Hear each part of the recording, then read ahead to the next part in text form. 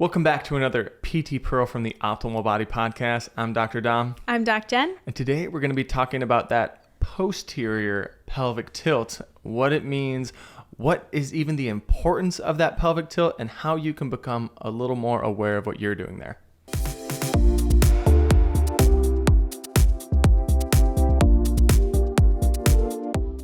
Welcome back. We're talking about the pelvis. And this time, because we've already done anterior pelvic tilts, and that's majority of what people complain about. But every time I posted about it, people would say, well, what about posterior pelvic tilt? So we created a podcast just for that.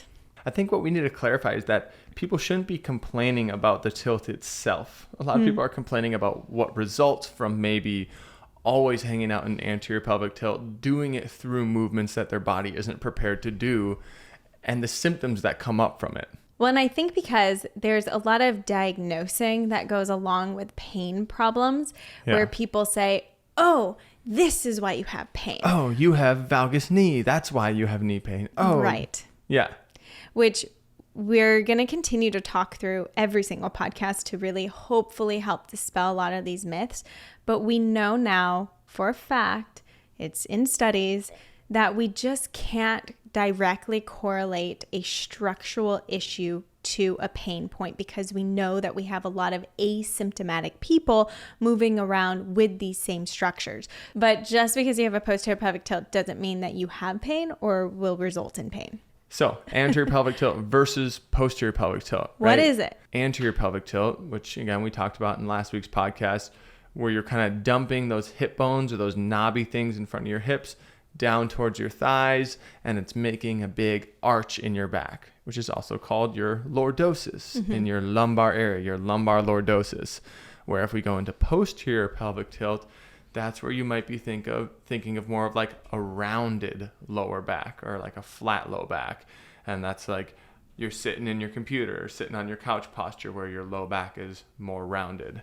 Us as physical therapists, we kind of say, okay, where is your pelvis positioned in space just in standing? And that sometimes comes along with the postural assessment that we do. So we look for that bone in the front, and then we look for the pelvis, that bone in the back. And we say, well, is the bone in front tipped too far in front from the bone in back?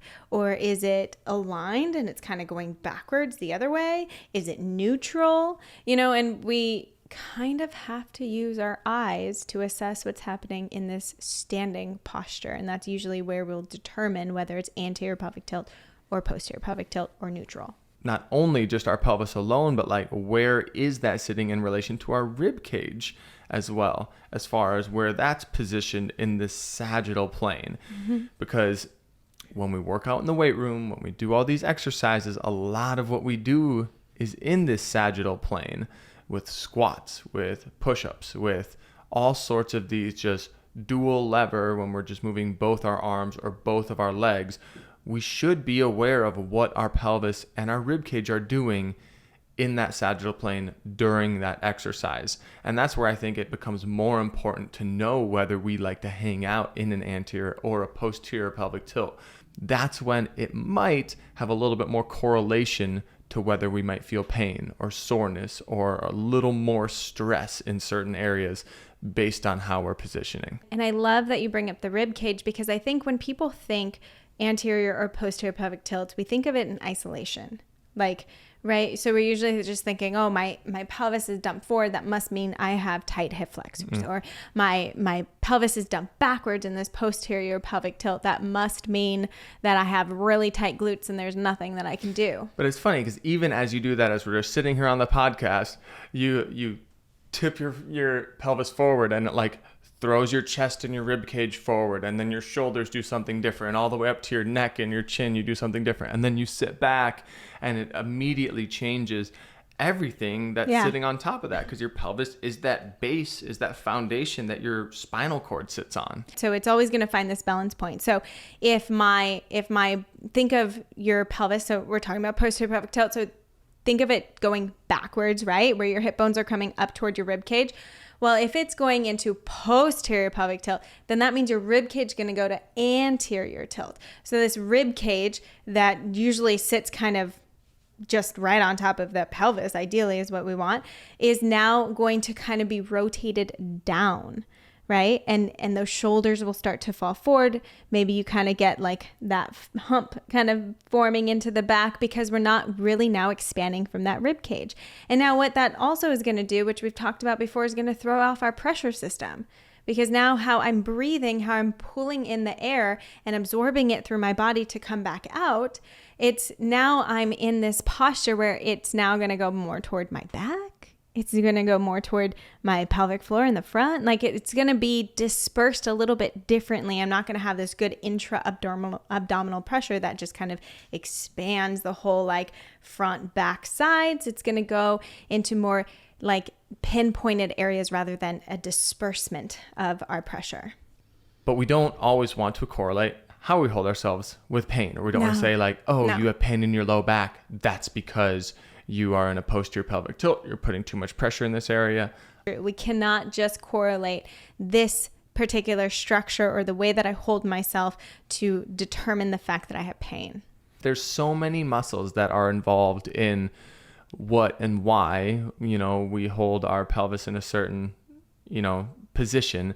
But again, it's not just this static length of these muscles that is determining where our pelvis sits. Again, that's a very dynamic process. We have that tendency through most of our movement throughout the day. So it's not like we just have tight hamstrings and that is always yanking our pelvis down into this posterior tilt. Exactly. And especially like if we're thinking that we're essentially at rest and standing, like I'm not loading weight, I'm not trying to hold this perfect posture. We're saying you are at rest, here's how you're standing. Then are we really saying that we have like super tight hamstrings that are pulling and causing this posterior pelvic tilt? It's just like, it's a bit of a stretch for me. I would say neurologically at rest, this is where your body likes to hang out. This is where it feels safest. Your body is always going to go to the point where it feels it's safest and it's more in control. So cool. Okay. We have this information. It's information, but then what do we do with it? And I think that's what's most important. Again, people can have trigger points in their hamstrings if they have a posterior pelvic tilt or if they have an anterior pelvic tilt. Yep. Because your hamstrings might just be on tension in one position for an extended amount of time in both of those situations. So again, I was reading some things that say like, oh, work on the trigger points in the hamstrings and blah, blah, blah. And I'm like, well, again, we're just trying to cover things up with a Band-Aid, but we're not actually figuring out why our hamstrings might be developing these trigger points or this tendency to want to lock down at one specific length. In order to do that, we need to assess things as this whole dynamic unit of all of the muscles that are attached to our pelvis that might influence that tilt, like our glutes get thrown in that mix. All of our core muscles. When you just say the core, you have your rectus abdominis or the six pack, but you also have your obliques, you have your transverse abdominis, your quadratus lumborum that can contribute minimally to pelvic tilt. Yeah, our back extensors, our pelvic floor, our diaphragm. Like we forget about these inner core workings as well that play a large part in how we feel and how we move within our body. When we look at studies looking at chronic low back pain, we see that they have a decreased pelvic range of motion, decreased pelvic proprioception. So where is my pelvis in space? Do I even know where my pelvis is in space? And then a decreased speed of movement of that pelvis. So again, the ability to control movement and motion. And so it's not saying, well, you're in anterior pelvic tilt, well, you're in posterior pelvic tilt. No, it's just saying we're lacking the awareness and control of that pelvis in general, which could mean that I'm maybe not strong enough. I'm maybe not mobile enough. I'm maybe not trusting that I can move my body and my body's hypersensitive. Guess what? More pain responses. What if we try to work both ends of the range? Wow. How would it feel to lightly and in an unloaded fashion first push into that posterior pelvic tilt a little more and then go into your anterior pelvic tilt? Try doing that at different speeds. Do that as you sync it with your breath.